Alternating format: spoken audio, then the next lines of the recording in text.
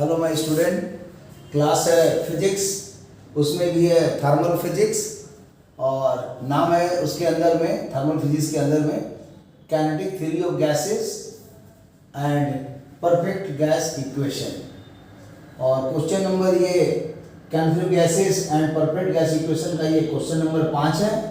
ये इसका क्वेश्चन हो गया और ये आया हुआ AIEEE 2008 में। इस ऑप्शन में से कौन सही है बताना है। तो आप लोग इसको वीडियो को पॉज करके रोक करके अपने खुद बनाइए, तब जो आंसर और एनालिसिस दे रहे हैं उससे आप लोग मैच करो। तो देखिए इसके अंदर में कैसे सोचना है, क्या करना है, देखा जाए। लिखा हुआ है स्पीड ऑफ साउंड। तो जान रहे हैं कि स्पीड ऑफ साउंड के लिए जो कंसेप्ट होगा वो होता है V is equal to gamma RT by M square root. यही इसका कंसेप्ट है और इसी से मिलता जुलता है RMS velocity of the gas molecule. तो वो होता है गामा की जगह 3RT बाई M, ऐसा V RMS।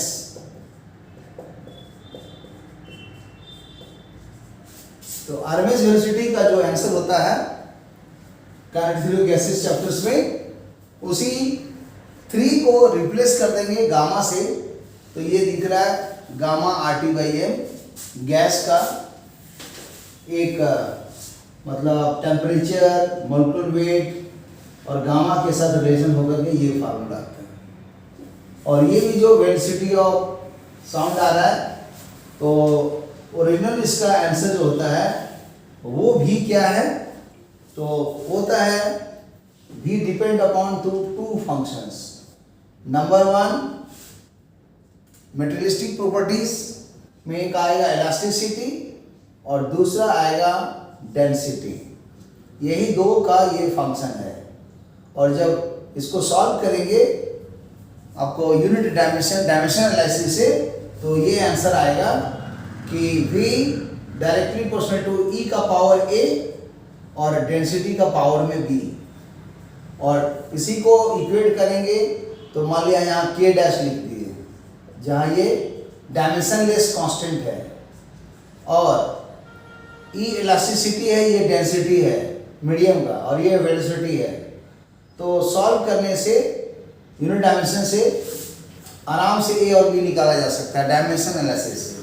तो वो आंसर A B का पुट करने के बाद ये आंसर कन्वर्ट होगा K dash E by D square root. जब एक्सपेरिमेंट इसको किया जाएगा तो K डैश का आंसर निकल जाएगा 1।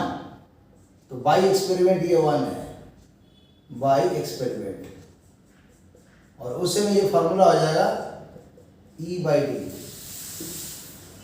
और इसका डायमेंशनल एनालिसिस से दिए हैं BSc लेवल में, कुछ और मेथड से, हाई लेवल मेथड से इसको प्रूव किया जाता है, जो अभी जरूरत नहीं है। और यही जब सॉलिड होगा तो ये E बाई D सॉलिड के लिए इलास्टिक कांस्टेंट की जगह आएगा यंग मॉडुलस और डेंसिटी का D रहेगा। ये सॉलिड का हो गया। और अगर सॉलिड नहीं होगा, अगर सपोज करो लिक्विड है, तो यंग मॉडुलस की जगह आएगा bulk modulus B by D। और अगर गैस आएगा तो उस समय शुरू में कहा गया था न्यूटन कॉन्सेप्ट से, तो ये आता था प्रेशर बाई D। और इस समय एयर के लिए सॉल्व किया गया था तो आया था 280 मीटर पर सेकेंड। लेकिन बाद में पता चला वो आइसोथर्मल प्रोसेस से गैस का कंप्रेशन और एक्सपेंशन नहीं होता है, मतलब बल्कि वो होता है adiabatic process, PV gamma constant, PV constant नहीं होता है। तो उस समय ये लैप्लास करेक्शन से आ जाएगा गामा P बाई D। फिर डेंसिटी क्या होता है, तो मास बाई वॉल्यूम। डेंसिटी होता है कोई भी गैस का निकालेंगे मास माने W और आएगा वॉल्यूम। और फिर जब इसको स्क्वायर रूट कर देंगे तो V ऊपर चला गया तो गामा PV बाई W हो गया स्क्वायर रूट। और हम लोग को पता है कि जो भी आंसर्स होता है n का वो होता है W/m। तो W क्या हो जाएगा, n इंटू m। यहाँ पुट कर देंगे गामा PV और n इंटू m। और फिर गैस के इक्वेशन से जानते हैं हम लोग PV इक्वल टू nRT होता है। तो अगर वो पुट कर देंगे तो PV की जगह आ जाएगा nRT बाई nm। और सॉल्व करेंगे nm कट गया तो gamma RT by m square root, ये आंसर हो गया जो वहाँ दिख रहा है। तो एक थोड़ा सा डेरिवेशन एक्सप्लेन करने का कोशिश किए हैं और अपने दिमाग दौड़ाइए तो जरूर समझ जाएंगे। अब आइए कि पहला कंडीशंस है किसके लिए, तो वेलोसिटी फॉर ऑक्सीजन। तो उस समय गामा हो जाएगा ऑक्सीजन का 5/3 और नहीं सॉरी 7/5, क्योंकि डायटोमिक गैस है, इसका होता है 1.4 और RT मोलकुलर वेट होता है 32। ये आया पहला रिलेशंस। और दूसरा आता है हीलियम के लिए है, तो velocity for helium gas gamma ये हो जाएगा 5/3 1.67 RT। और ये मोनोटोमिक गैस है 4.003, राउंड में बोल सकते हैं 4। और यही आंसर हमको फाइंड करना है कि हीलियम में कितना स्पीड है, तो दिस डिवाइड कर देंगे तो आ जाएगा V helium divided by V oxygens, और ये इक्वल टू में हो जाएगा, पहले इसको पुट करेंगे तो 5/3 RT by this square root, और ये डिवाइड है यहाँ पर, तो यहाँ पर दिखा देंगे कि डिवाइडेड बाई ये वाला 7/5 RT by 32 square root. Solve करेंगे तो ये आ जाएगा RT कैंसिल हो गया, तो 5/12 और इसके बाद आ जाएगा ये आंसर्स के 7/5/32 ऐसा स्क्वायर रूट में RT कैंसिल है। और फिर इसको सॉल्व करेंगे तो 5/12 ये चले जाएगा ऊपर, तो 5 into 32 by 7 square root.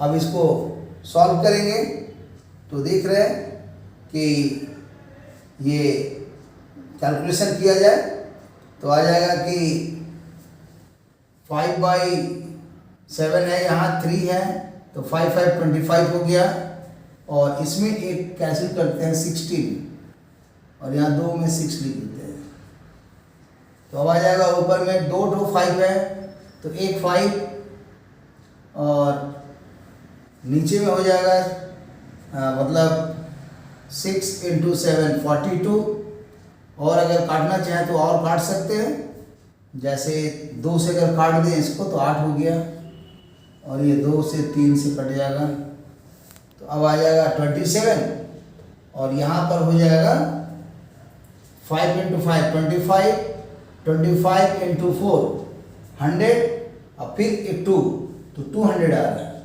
200 divided by 21 square root.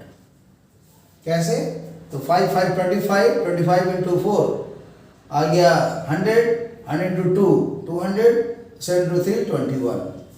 और अगर ये समझा जाए 20 रहता तो ये आता 10, लेकिन 20 से ये मतलब थोड़ा ज़्यादा है, इसलिए ये आ जाएगा मतलब 10 से थोड़ा कम, तो बोल सकते हैं अप्रॉक्स में 10 समझिए, और अप्रॉक्स में लिख देते हैं अप्रॉक्स में, क्योंकि हमारे पास एक आंसर दिया हुआ है, इसमें से चेक करना है, तो यहाँ एग्जैक्ट कैलकुलेशन नहीं भी करेंगे चलेगा। अगर ये 20 होता तो 10 होता, लेकिन 20 से थोड़ा ज़्यादा है तो 10 से ही आंसर कम हो जाएगा, तो अप्रॉक्स में इतना ही समझिए। और इसका होता है 3.16, स्क्वायर रूट से। और ये जो डिवाइड है यहाँ पर हीलियम को ऐसे ही उतार देते हैं और ऑक्सीजन का लिखा ही हुआ है कितना है पढ़िए 460 मीटर पर सेकेंड। ये 460 है तो ये आंसर इसके बराबर है, क्रॉस कर देंगे तो आ जाएगा बी हीलियम का आंसर 3.16 इंटू 460। तो डेसिमल एक तो 10 से मल्टीप्लाई कर दे रहे हैं तो 31.6 मल्टीप्लाइड 46, मल्टीप्लाई करके देखा जाए तो 31.6 और 46, डेसिमल हटा के सोचिए है ना, ऐसे मल्टीप्लाई कर दे रहे हैं, डेसिमल हटा देते हैं अभी तो क्या होगा 6 इंटू 6 36, 3 बचा, 6 इंटू 1 6, 6 और 3 9, फिर 6 इंटू 3 18, फिर 4 से 4 गुना 6 24, 2 बच गया, 4 इंटू 4 और 24 से 2, 4 2 6 हो गया, फिर 4 3 12, ये हो गया 9 4 13 3, 1 बच गया, 8 से 14 15, 1 बच गया, 2 1 3 1 4, फिर 1 और डेसिमल था यहाँ पर तो नेचुरली यहाँ आ जाएगा 1453.6, वो लिख देंगे 1453.6 मीटर पर सेकेंड।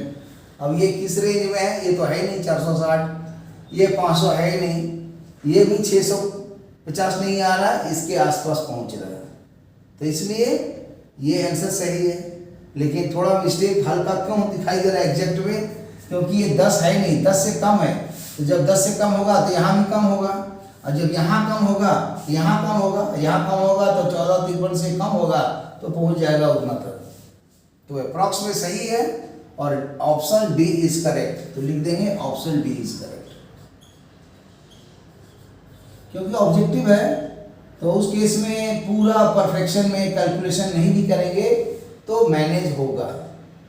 और यही इसका आंसर्स है और यही इसके एनालिसिस भी हो गए पूरा डिटेल में। Okay, thank you for watching the video, और इस वीडियो को अपना प्रैक्टिस कीजिए और शेयर कीजिए, लाइक कीजिए और पूरा एकदम प्रैक्टिस लगातार करिए। एक समय आएगा कि सारे क्वेश्चंस के कॉन्सेप्ट बाय प्रैक्टिस ही सब कुछ समझ में आ जाएगा। ओके, फिर इसके बाद वाले वीडियो में मिलते हैं इसी जोश खरोश के साथ। Okay, thank you, see you again.